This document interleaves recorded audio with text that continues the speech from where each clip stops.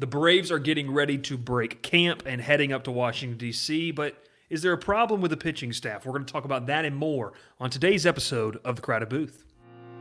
Pile in here and make yourself feel at home. The Crowded Booth is coming on. The Crowded Booth with Bryce Koon.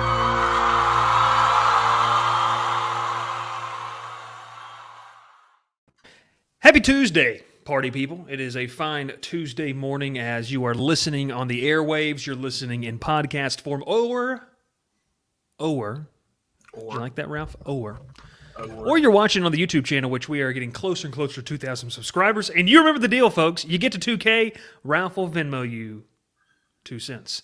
So we'll do that. We can't wait for that to happen. No, if we do get to 2,000 subscribers, we're going to be doing a nice little giveaway. We've got some hoodies. We got some Braves tickets we're going to be giving away. Ralph. Ralph didn't know that. Yeah, we got a pair of Braves tickets we're gonna be giving away. And if you're a Georgia Tech fan, definitely unsubscribing now and waiting to be that 2,000. And you gotta be the no. We just need to get to 2K. Once we get to 2K subscribers, let us know down in the comments below or hit us up on social media. Head over to thecrowdedbooth.com. You see our tags right there at Bryce_Koon on Twitter and at Ralph Leary or at Wreck-It-Ralph3, I believe, on the Instagram. Don't follow me on Instagram. Okay, don't follow him on Instagram. That's fine. I'll post. So. He doesn't post anything. No, that's true. Let's talk about the Atlanta Braves, Ralph. I've got the game on MLB TV. You and I are excited because we're not sponsored by them. We wish we were. But Fubo TV is going to let us watch the Atlanta Braves this year. I wanted to start the show with that. If you are like, hey, Bally Sports, we can't find it anywhere. We need to find it somewhere. Fubo TV, it's $75, which really we were lied to. It's actually $88 a month. But you can split that in however many ways you'd like. Unlimited screens, which is huge. Which, Ralph, maybe we should just open it up to the audience. No. Give them and just say, hey, if you pay us, we'll let you do that. We'll send you the account name. We'll send you the account name. Yeah, that sounds good. But Bally Sports is on Fubo TV to stream. And Thursday, Ralph, they will be teeing it up in Washington, D.C. against the Nationals, and I can't wait till the Braves lose the National Series and Braves Twitter melts once again. One of the biggest reasons, Ralph, is this pitching staff. We're going to talk about that here today. Look, we talked about, obviously, in a big preview. You've seen it. You've heard about it. Dodd, Jared Shuster, the Shush Man himself, battling out for the 5th spot, Ralph, and a lot of people said, hey, if you're a diehard Braves fan, you kind of knew who Jared Shuster was, first-round pick in 2020, the shortened draft out of Wake Forest. You may not have known who Dodd was, and I'm going to be honest, I really had no clue who this kid was, but he's one of those guys that wasn't highly rated in the farm system, the Braves farm system, I think it's like 29th, but that's, who cares about that? They still produce prospects, and we don't care. But Dodd is like in the top 30. He's like, I don't know where he ranks. But the thing is that he wasn't a guy that was highly rated. He just performs, and that's what he did all spring, and that's what Shuster did all spring. They beat out Ian Anderson, Bryce Elder. Mike Soroka has the hamstring setback, so he really never got going in spring training. But Ralph, the two guys win the job. They're going to be pitching, both be making the opening day roster, making the trip up to Washington with Kyle Wright going to the IL. What do you think? I mean, the two kids just perform, and I think it's one of those things where it's like until they don't, let them keep going. Yeah, I mean, I said it last year. I think around this time and beginning of the season, man, you're going to see a lot of new faces in different spots. Obviously, with every roster, you're going to have a lot of different changes in your rotation, your bullpen, and everything kind of starts to mellow out about end of May is when you kind of start seeing your established 5 rotation guys. I mean, you'll probably have 5 or 6 right now for the next few weeks, maybe a month or two. It's just guys because you got guys who are, Bryce Elder's probably going to get called up eventually. I mean, he was really good last year, had a huge game in Miami last year where he went 9 innings, complete game. And that's good. That's huge for a rookie. I mean, that's pretty impressive. I don't care who it's against. I mean, Miami was out of the race by then, but like the fact that he performed, that's huge. Exactly. So you're going to see a lot of these guys come in and go, and it's just part of the beginning of the season. So Jared Shuster and Dodd are definitely going to be ones that I hope they both get a chance to stay. I mean, if they're both doing really good, and Kyle Wright comes back healthy, and the whole 6 guys in this rotation are good. I mean, we know what Max Fried's got. I mean, he's Cy Young candidate year in, year out now. Yeah. Strider's up there now. Charlie Morton is, his age may slow him down, but he's still throwing about 97, 98. So you have 6 guys in your rotation. Brian Singer's probably not mad about that. No, I'm not. I'm not necessarily in the camp. I know a lot of people wanted a starter to be added. Now, let's go back to last year. Let's talk more about Charlie Morton, because Morton's an interesting case, and you and I, we are probably more the internal optimist of the Braves social media and all that kind of stuff. Like, we are just going to be like, hey, these guys are good for a reason. They're going to figure it out. Here's my take on Charlie Morton. Look, Morton didn't have the season that he wanted last year, but Ralph, we have to remember he was rehabbing, breaking his leg in the World Series. He never really got a full offseason. He could do his normal stuff. He was rehabbing. And then, remember, we had a shortened spring last year, so he didn't get the normal reps to kind of rev things up last season. So my argument is, yes, the age thing will come a factor. Father Time always has a time and place where it comes and bites you as a player. But Charlie Morton has shown that he can reinvent himself, and I think the fact that he has reinvented himself to such a older age, later in his career, why can't he have like one more really, really good season? I don't think Morton's going to pitch another 2-3 years. I mean, just for the fact of, his personality, kind of what he sounds like he wants to be with his family, his kids, stuff like that. But I mean, look, Morton has, I know we don't get a lot into it, but Ralph, I know you're familiar, like with the RPMs, like his spin rate is ridiculous. So it's not like it's flat. You talked about 97, 98. I mean, this is a guy who's throwing hard. He's got a nasty, the old Uncle Charlie, the curveball. Yeah. He's got a nasty curveball. So I like Morton, and I like it too because 2 years ago when this signing was initially made, we talked about the fact that, gosh, Morton's going to have to be the number 2. And the biggest thing you mentioned earlier, he doesn't have to be. Like, he could be the number 4 in this situation when Kyle Wright gets healthy, and you've got a 1-2-3 of Max Fried, Spencer Strider, who we're going to get to that in a second, and then obviously Kyle Wright, building off of last season. Let's go to it right here. I feel comfortable with Charlie Morton in the 4. And let's start with Kyle Wright in this sense. A lot of people have been seeing on social media, well, what happens if he goes back to what he was? I don't think he does. Like, it's very rare that a player figures it out like he did last year and then just reverts back to everything. Yeah. I don't see that happening. I think Kyle Wright turned a corner mentally. And man, I don't know if he's going to win 21 games, but I think he's going to be a top of the line guy for as long as the Braves keep him on the roster. Well, I think what he realized is that 21 season when they won the World Series, that was really his last chance to kind of go out there and get a good like season, a full season. Yeah. And he didn't start off very well. He slow start. Got beat up around, when he got called up and stuff, and then he came to the playoffs and said, "This is really my last chance. Yeah, like, I have nothing left behind. Like, everything behind me has proven to me that I can't do this." And then he shoved for 4.5 innings against the Astros in the World Series. Like, it was Game 4, I think. It was Game 4, I believe. Yeah. Yeah. And then we ended up Bryce winning that game, so that was huge. And then 22 season starts, he's back on the team, and he looks like he's a different guy. I mean, he's just like everything. He's more confident with his pitches. He wasn't trying to, throw 98. He was comfortable. He was sitting at 94, 95. And it was moving. His sinker was incredible. His changeup, all his off-speed pitches were great. And he was throwing strikes.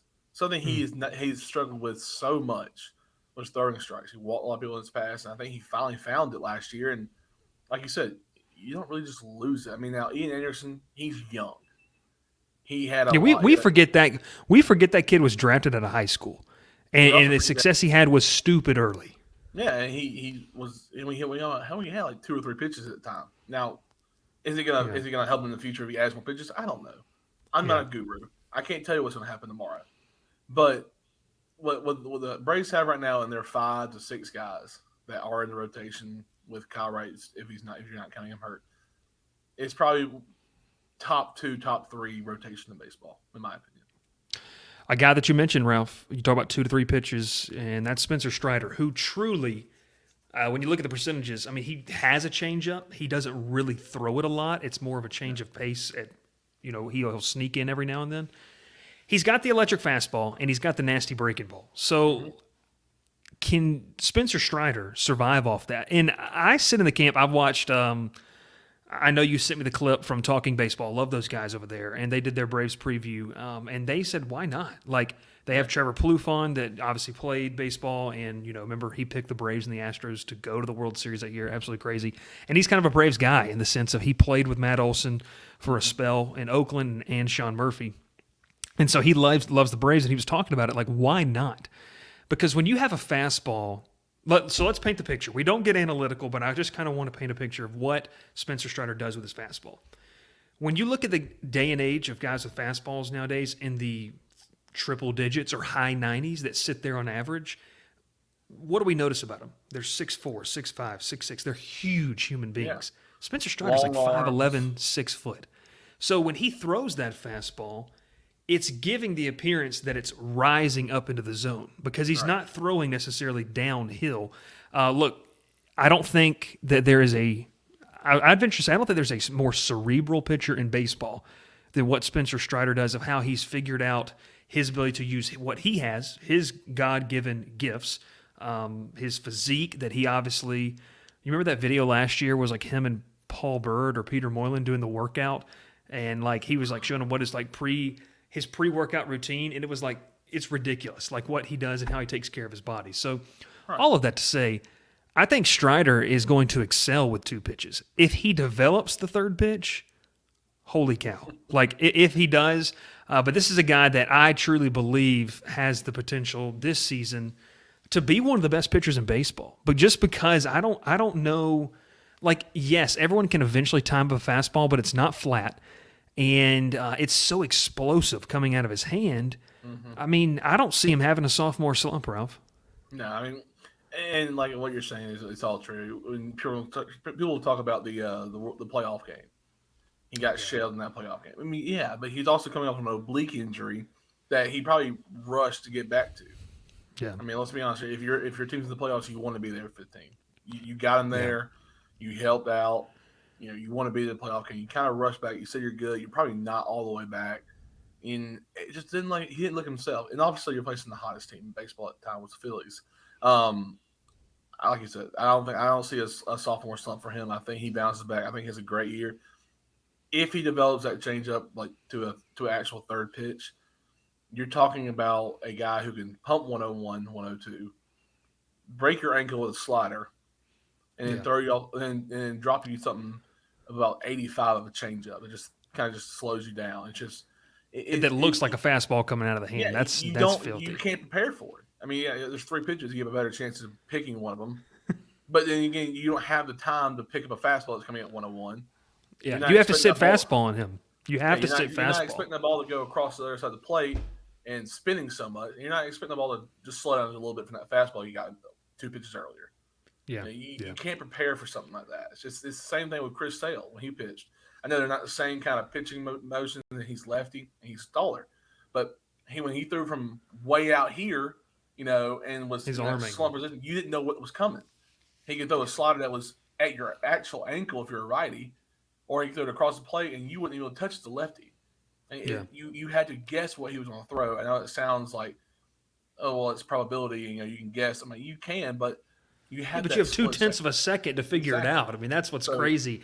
Him throwing so hard and being the size that he is and like his height, it's hard to pick that up. I mean, I'll tell you one thing. You can go on YouTube, look up like umpire videos from like Major League or college baseball. Watch how hard it is from their point of view. Yeah, exactly. I think there's one. I'm pretty sure there's one from the Tennessee closer last year that won it through 105. Ben Joyce, pitches for the Angels now. Yeah, let's go watch that.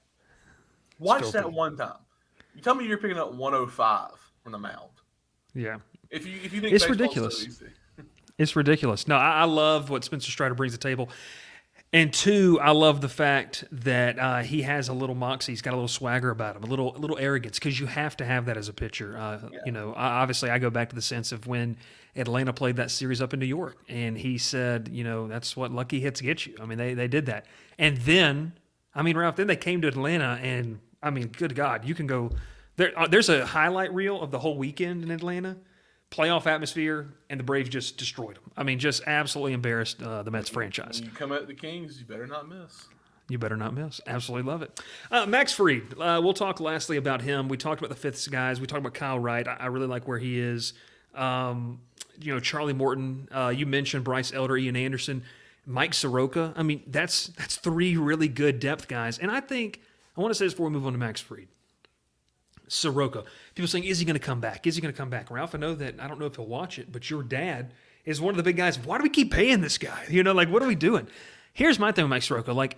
I think he's already proven people wrong. He is back. Yeah. This was an injury that was just kind of a fluky thing, but he threw, obviously the other day. Ralphie looks good. The velo looks good. I'm excited to see. Honestly, I've never been to a Gwinnett Stripers game. I might go. Well, I have been. I went last year. That's a lie. I'm a liar. I might go just to see him pitch, just to see one. Obviously, before I move. So we'll figure that out. I did get to see him in Atlanta one time when I think I guess it was his All-Star season. I went to a game. Yeah, it was 2018. Yeah. Yeah, I went to one of the games he pitched. That was the only time I ever seen him pitch. But I'm pretty sure he got the win. I'm pretty sure he got the win. It's either 2018 or 2019. Yeah. Yeah, but like you're saying, Max Fried. I think there's only a few things to say about Max Fried, honestly, Bryce. It's just that he's the man. He had a 2.4 ERA last year, his lowest of his career. He, dominant stuff. He's not going to strike out 80 people. He's not going to strike out 10 people a game. If he struck out 80 people a game, that'd be wild. I was reading a stat over here that had 80. I don't know why I thought 80. He's not going to strike out, 12 people a game. He'll have one of those every once in a while, but very rarely. He's going to force a lot of ground outs. He's going to get those fly balls. He's going to pitch to the sixth inning usually. Yeah. He is the guy that you want on the mound in the spotlight, in my opinion. As a Braves fan, go back and watch any game Max Fried pitched, and then you think, okay, well, he's a good pitcher. Go watch Game 6 of the World Series. That's all. He's an elite pitcher. He's the ace. Yeah, he's the ace. He deserved it. I didn't think there was anyone else on the team who deserved it more, honestly. Yeah. The only thing, man, is if we got to re-sign him. And I'll be honest with you, I think they do. I just from a conversation, if you ever watch or listen to the 755 is Real podcast, David O'Brien, Eric O'Flaherty on The Athletic, really good podcast. You don't have to have a subscription to listen. You can just YouTube that. They interviewed Alex Anthopoulos, and he said, look, we value pitching a little bit differently in the sense of where, we can talk about it again. Matt Olson, they found probably the perfect replacement. We're going to see how the shortstop thing works out. But I will say this. I don't see them getting Max Fried.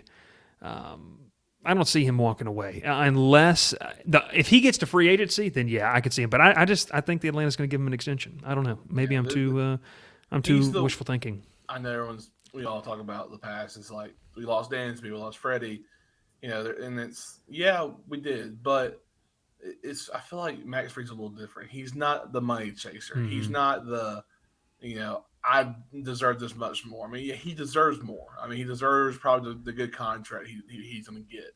I just don't think he's like kind of the reachy kind of type. I'll reach for this. I think he'll stay in Atlanta. I think he likes Atlanta a lot. He said it's. I saw watching. If you watch his Behind the Braves videos on YouTube, you'll see a lot of these guys. Fantastic. He loves the Braves. I think he loves Atlanta. Fans love him here. He's done well.